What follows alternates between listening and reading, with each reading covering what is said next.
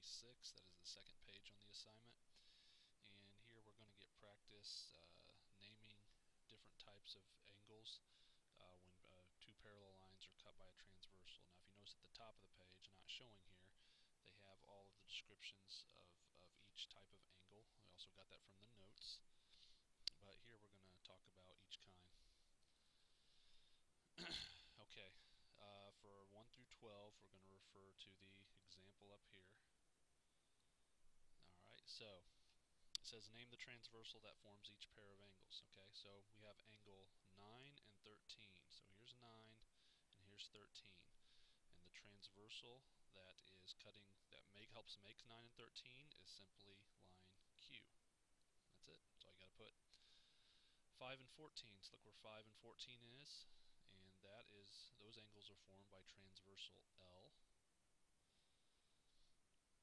And 4 and 6, if you look at angles 4 and 6 and where those are formed from the transversal called P. There you go. Okay, now 4 through 12 here, we're identifying each pair of angles as alternate interior, alternate exterior, corresponding, or consecutive interior angles. Okay, 1 and 5. 1 and 5. Here's 1. And here's 5. And see how they kind of match up along the same side of the transversal? Those are called corresponding angles. So I'm just going to abbreviate corresponding there. Alright, and then we have 6 and 14. Look at 6 and look at 14. See how those are matching up? They're on the same side of the transversal and they are corresponding. Let's look at 2 and 8 next. Here's angle 2 and here's angle 8.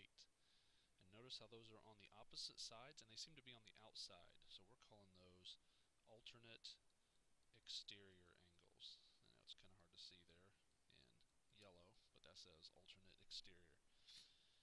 Alright, 3 and 11. Angle 3 and angle 11. Okay, those are on the same side of the transversal and they seem to be matched in the same corners. So once again we have corresponding angles. Okay, then we have 12 and 3. Angles 12 and 3. Let me get a different color palette here. Okay, here's 12 and here's 3. Okay, 12 and 3. They're on the same side and they're both on the interior of the transversal in the two angles. So those are consecutive interior angles. I'll just abbreviate here, consecutive interior. Alright, and then we're doing 4 and 6. Here's 4 and here's 6. Notice they're on the opposite sides and on the interior, so they're alternate interior angles.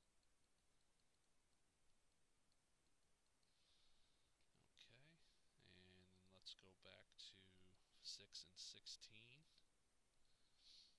Here's angle 6 and here's angle 16. See how they compare? They're all opposite sides, they're on the inside, so once again, alternate interior. And then we come to 11 and 14. Here's 11, here's 14. They're on the same side, they're right next to each other, they're interior, so they are consecutive interior. The last one. 10 and 16. Angle 10 and angle 16.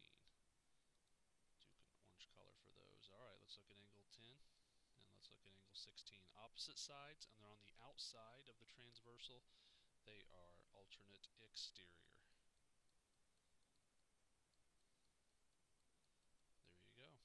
Okay, to finish up K, do page 127. Be sure to ask if you have any questions. Thanks a lot.